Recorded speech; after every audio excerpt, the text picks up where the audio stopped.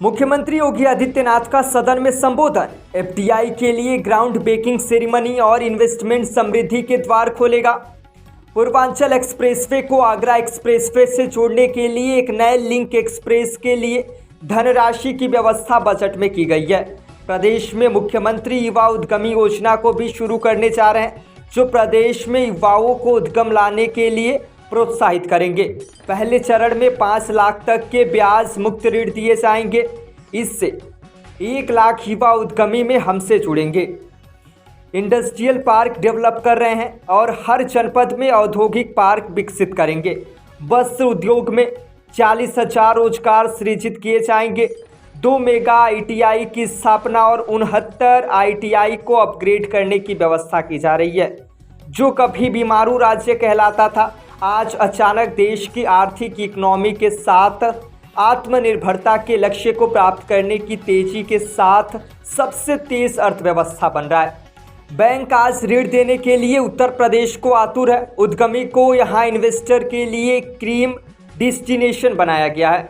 विद्यार्थियों के लिए प्रोफेशनल ओरिएंटेशन कार्यक्रम किए जा रहे हैं। IIT कानपुर के साथ मेडिकल रिसर्च टेक्नोलॉजी की स्थापना किया जा रहा है। पुलिस में खेल के लिए अंतर्राष्ट्रीय और राष्ट्रीय स्तर के खिलाड़ियों का जीवन भी सिक्योर नहीं था। इसके लिए बाकायदा यूपी सरकार ने पॉलिसी लाई है। सभी का जीवन सुरक्षित किया।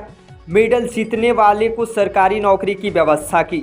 पारुल चौधरी ने मुख्यमंत्री से कहा था कि अगर हमारी सरकार हमें पदक जीतने पर नौकरी दे रही है तो हम पदक जरूर जीतेंगे। पिछली सरकारी क्या कर रही थी? जाति के नाम पर समाज को बांट रही थी। नारे दे रहे थे हर वर्ष जापानी इंटेफ्लाइटिस को हर वर्ष 1200 से 1500 मौतें होती थी। उससे हमने रोका। आयुष्मान कार्ड की धनराशि जरूर खर्च हो जाए, यह हम प्रयास करते हैं। जिनके पास नहीं है और यह सभी कार्ड बिना भेदभाव के बनना चाहिए। यही रामराज की अवधारणा है और यह पहले होता था।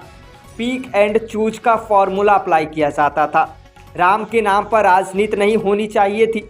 यह नेता विरोधी दल हक करे, हम तो राम हमारे आधार हैं। राम के बिना कोई काम नहीं होता। पश्चिम में तो राम राम का संबोधन होता है। अयोध्या नहीं जाना है क्योंकि वोट बैंक पर असर पड़ जाएगा और वोट बैंक की राजनीति आप कर रहे हैं। हम तो अयोध्या में पहले भी जाते थे और अब भी जा रहे हैं। प्रदेश के सभी धर्म स्थलों को विकसित करने के लिए हमने धनराशि की व्यवस्था की है। हमारी सरकार ने ज्ञानवापी और व्यासपीठ के ताले खुलवा दिए। आगरा में बांके बिहारी महाराज के लिए भी व्यवस्था की। बिजनौर में महाराज विदुर यूनिवर्सिटी का निर्माण कर रहे हैं।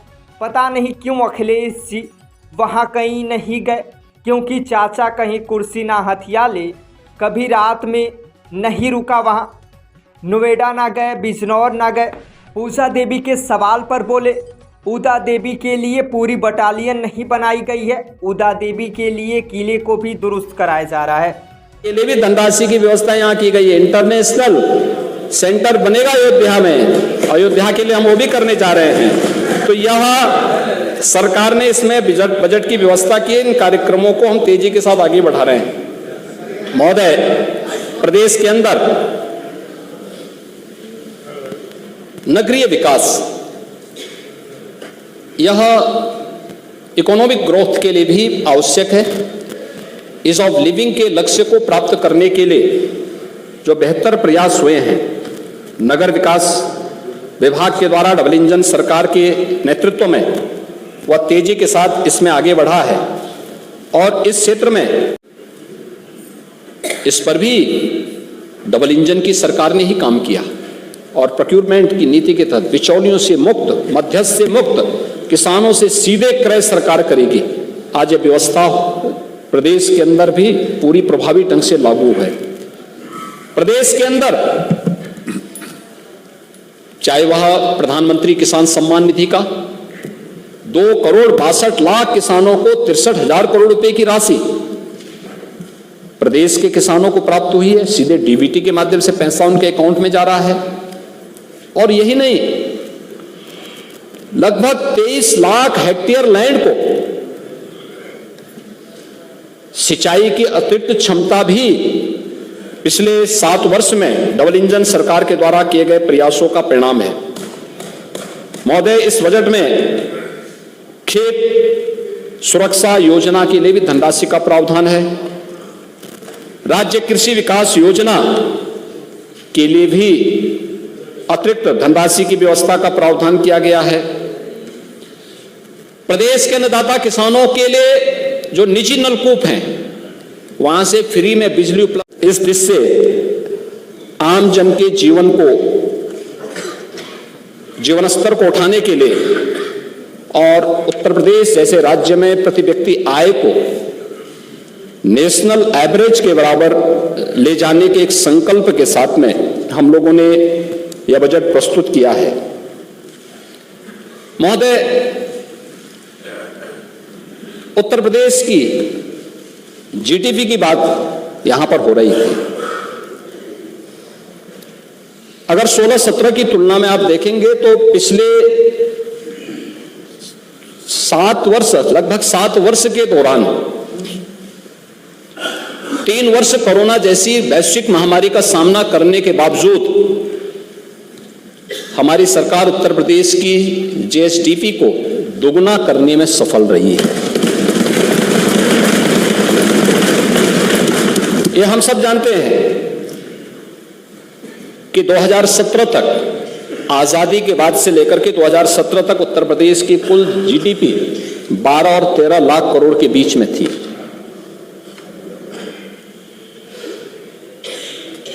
यानी 70 वर्ष लगे जितना उत्तर प्रदेश की इकोनॉमी को पहुंचने में कोरोना जैसी महामारी का सफलतापूर्वक सामना करने के बावजूद मात्र 7 वर्ष। अच्छा कदम है और देश के नागरिकों को इससे कोई मतलब नहीं। वो लोग हैं जो बहुत ही गलत कर रहे हैं, उनको दिक्कत आएगी और बाकी तो देश के नागरिक स्वागत करते हैं। कल विधायक अयोध्या जाएंगे, अभी नेता सदन ने भी कहा, ऊपर से वित्त मंत्री ने भी कहा कि सारे इंतजाम किए जाएंगे। हाँ, सारी व्यवस्था है।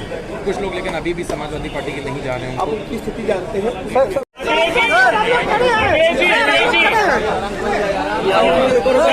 भाई आप पीछे हो जाओ, भाई आप पीछे हो जाओ,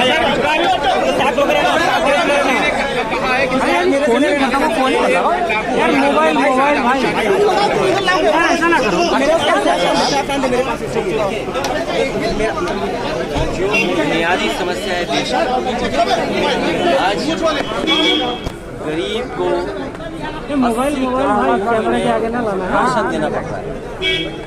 80 करोड़ से ज्यादा लोगों को, जो देश के लोग और खासकर भारतीय जनता पार्टी की सरकार राशन दे रही है, उनका जीवन स्तर कब बेहतर होगा?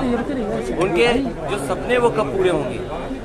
उनके सपने पूरे होने के लिए क्या पढ़ाई का इंतजाम अच्छा हो गया है? क्या उनके पढ़े लिखे बच्चों की नौकरी रोजगार के अवसर मिल रहे हैं उनको? क्या किसानों की आय दोगुनी हो गई? ये बुनियादी जो चीज़ें हैं कि इंफ्रास्ट्रक्चर बेहतर हो, मेडिकल सर्विसेज बेहतर हो। मैं इस सदन में सुन रहा था, बीजेपी की सरकार ये कहती है कि दुनिया में 5वीं अर्थव्यवस्था बन गए हैं। इस बड़ी अर्थव्यवस्था बनने के तो आबादी भी तो आपकी है जिसकी वजह से बन रही है, लेकिन लोगों को क्या मिल रहा है? क्या लोगों के जीवन स्तर बेहतर हो रहा है? ये लोगों का जीवन स्तर बेहतर नहीं करना चाहते हैं, केवल वोट की राजनीति करना चाहते हैं। बजट न खर्च करने को लेकर आपने जो सवाल पूछा था, सवाल ये पूछा कि आखिरकार सरकार बजट क्यों, इतना जब बड़ा बजट ला रही है सरकार, तो पैसा खर्च क्यों नहीं हो रहा है? हर विभाग के जो आंकड़े दिखाई देते हैं वो दिखाई देते हैं कि बजट खर्च नहीं हो रहा उन विभागों में। सर, कल क्या समाजवादी पार्टी के विधायक इटावा में नहीं, अभी कहीं कोई विधायक नहीं जा रहा है।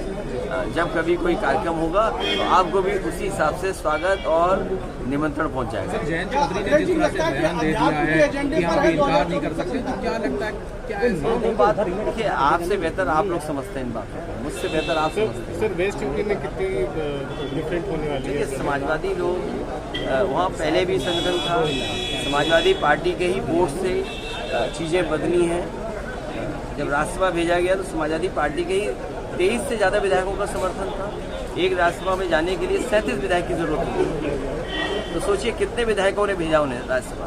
तो ये बातें अभी करने की नहीं है, लेकिन समाजवादी पार्टी का संगठन है और समाजवादी पार्टी आने वाले समय में चुनाव लड़ेगी।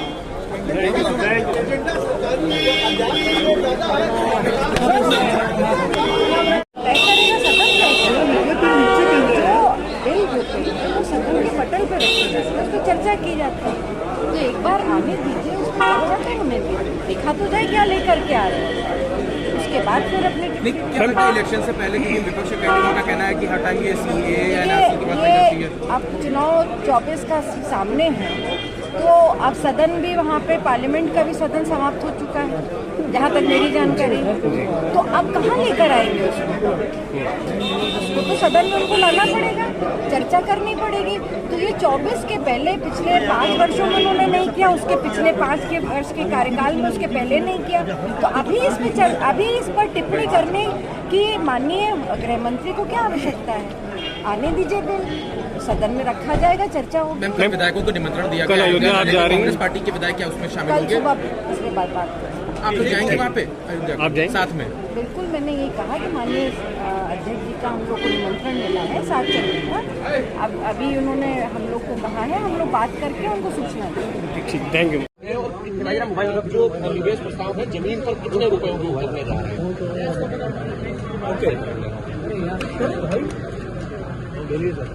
देखिए,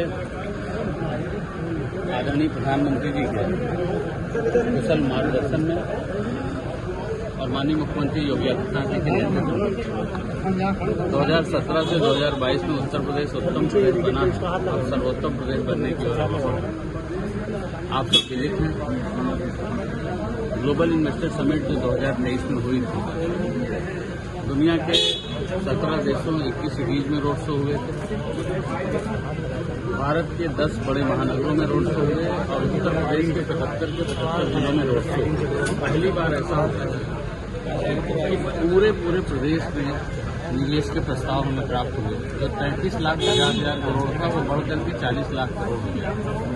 तो जो 6.5 लाख करोड़ बढ़कर के हो गया, ये इस बात का प्रमाण है कि हमने इन्वेस्टर का भरोसा जीता है, विश्वास जीता है। और अब तक की सबसे बड़ी इन्वेस्टर समिट भी हुई, ग्लोबल इन्वेस्टर समिट। फरवरी को हम लोगों ने अभी बीच में समीक्षा की थी। हमें ऐसा लगता है कि 10 लाख करोड़ से ज़्यादा की ग्राउंड ब्रेकिंग सेरेमनी है। इन्वेस्टर समिट में तो एमओयू प्राप्त होते हैं, उसमें कोई बाध्यता नहीं है। हमने इन्वेस्टर समिट करी, इन्वेस्टर एमओयू किए, लेकिन ग्लोबल इन्वेस्टर समिट के बाद जो ग्राउंड ब्रेकिंग सेरेमनी यानी जिसने जमीन ले लिया, नक्शा पास कराने के लिए दे दिया या फर्स्ट फेज बन गया, जिसका प्रोडक्शन चालू हो गया, वो लगभग 10 लाख करोड़ से ज्यादा के। अखिलेश जी ने जो सवाल उठाया उसकी कोई जवाब देंगे कि वो विकास की जो योजना है उसका पैसा ही नहीं खर्च हो रहा है, तो ये इस पर क्या कहेंगे? अखिलेश जी अगर जो सवाल उठा रहे हैं,